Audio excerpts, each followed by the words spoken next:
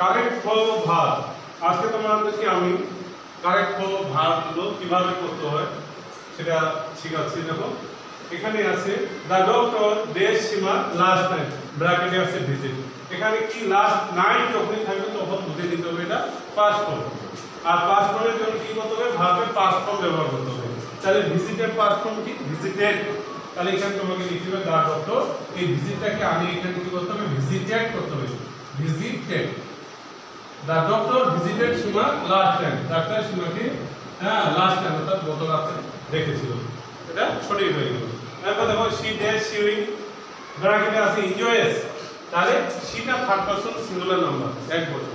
তাহলে এক বছর যখন হয় প্রেজেন্ট বোঝায় তখন কি করতে হয়? ভার্বের সাথে এস বা ইএস যোগ করতে হয়। তো শি ডেজ শিউইং, তাহলে কি হবে? এনজয়টাকে কি করতে হবে? এনজয়েস করতে হবে। এনজয়ের পরে একটা এস যুক্ত করে দিতে হবে, এনজয়েস। শি এনজয়েস শিউইং, অর্থাৎ তিনি কি করলেন?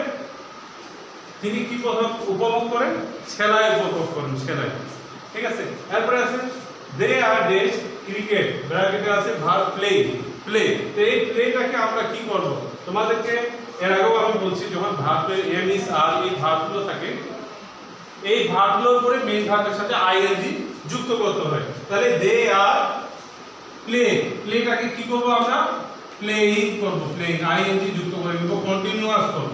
তাহলে দে আর প্লেইং ক্রিকেট, তারা ক্রিকেট খেলছে। তো এইভাবে এই ভার্বটাকে আমরা সঠিক করে দিলাম। তারপরে দেখো এ পারসনস বার্থডে ডে সে স্পেশাল ডে, এখানে দেখা যাচ্ছে বি লেখা আছে, মানে একটা বি ভার্ব হবে। তোমরা জানো বি ভার্ব প্রেজেন্টের জন্য এম ইজ আর, পাস্টের জন্য ওয়াজ ওয়্যার, এগুলো তোমাদেরকে বোঝানো হয়েছে, তাই না? তাহলে a person's birthday day a special day, তাহলে এখানে বি ভার্ব প্রেজেন্ট বোঝাচ্ছে যে একটা বিশেষ দিন, এই জন্য কি হবে? এখানে ইজ এ স্পেশাল ডে। জন্মদিনটা হলো ব্যক্তির একটা বিশেষ দিন। Last January I days to a cup temporary, অর্থাৎ এখানে বলছে গত জানুয়ারিতে আমি কাপ সম্মেলনে গিয়েছিলাম। তাহলে যেহেতু লাস্ট আছে, লাস্ট থাকে লাস্ট ডে, লাস্ট জানুয়ারি বা এরকম মাসের নাম এগো, এগুলো যদি বোঝায় তাহলে ভার্বের পাস্ট ফর্ম ব্যবহার করতে হয়। তাহলে গো, এই গো ভার্বটাকে এর পাস্ট ফর্ম কি? গো ভার্বের পাস্ট ফর্ম হলো ওয়েন্ট।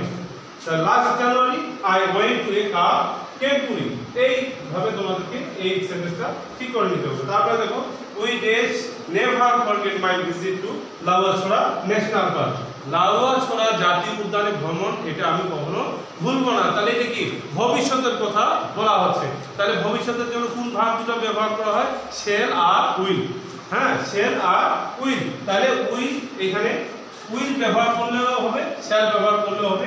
বইয়ে যেহেতু আমরা দেখি যে উইল ব্যবহার করা আছে, তাহলে আমরা এখানে উইল ব্যবহার করব। We will never forget my visit to Lawachara national park, আমি আমার লাউয়াছড়া ন্যাশনাল পার্কের ভ্রমণ ভুলব না। নিশ্চয়ই বুঝতে পেরেছো।